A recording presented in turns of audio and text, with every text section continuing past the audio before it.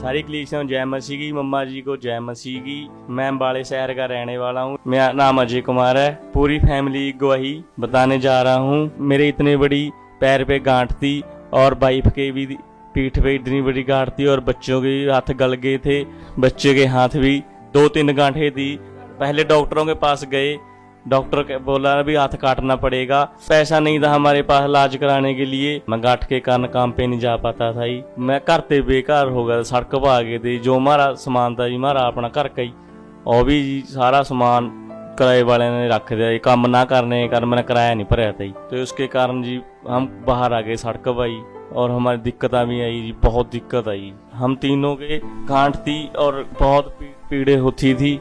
डॉक्टरों ने मेरे बच्चे को ऑपरेशन के लिए कह दिया और हाथ काटने के लिए कहा। फिर मेरा हस्बैंड किसी तांत्रिक और बाबों के पास गया। उन्होंने जब सख्त मना कर दिया। उन्होंने कहा भी तुम्हारा इतनी बड़ी प्रॉब्लम है, तुम्हारी कोई इलाज नहीं है हमारे पास। तो हम इतना संघर्ष करने लगे, हमारे पास खाने के पैसे नहीं थे। तो मेरे पति ने भीख मांग कर कभी कभी इकट्ठा किया खाना और हमें दिया। मेरे पीठ में इतनी बड़ी गांठ थी, मैं घर का कोई काम नहीं कर सकती थी, झाड़ू तक नहीं लगा सकती थी। मेरा बच्चा इतना बीमार था, मैं बहुत दुखी हो गई, परेशान हो गई। मेरे पति के पैर पे इतनी बड़ी गांठ थी, मैं आपको बता नहीं सकती। मेरे पति का काम भी बंद हो गया और वो काम पे नहीं जाते थे।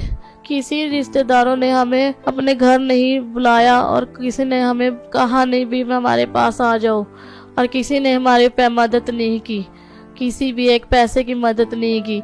हम भूखे प्यासे बैठे रहते थे और भूखे प्यासे सो जाते थे।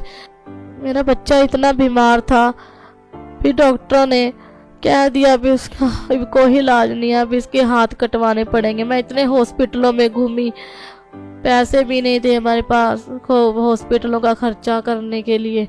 जब मैं बाबों के पास जाता तांत्रिक, उन्होंने मना कर दिया भी तुम्हारी प्रॉब्लम इतनी बड़ी है, हम कुछ नहीं कर सकते। मुझसे काम भी नहीं होता था, ना कोई मेरी मदद करने के लिए तैयार था। मैं बहुत निराशा हो गया था और मरने के लिए भी, नहर तक भी सुसाइड करने के लिए गया।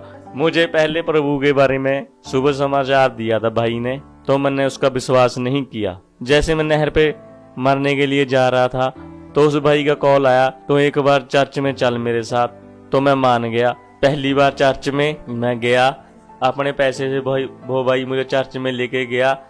चर्च में सिर्फ मैं रोता रहा और चर्च में गवाहियां चल रही थी। मैं गवाहियां को देखा और विश्वास किया। मैं पहले दिन चर्च में आया तो दूसरे दिन मेरे साथ ये प्रभु ने अद्भुत काम किया।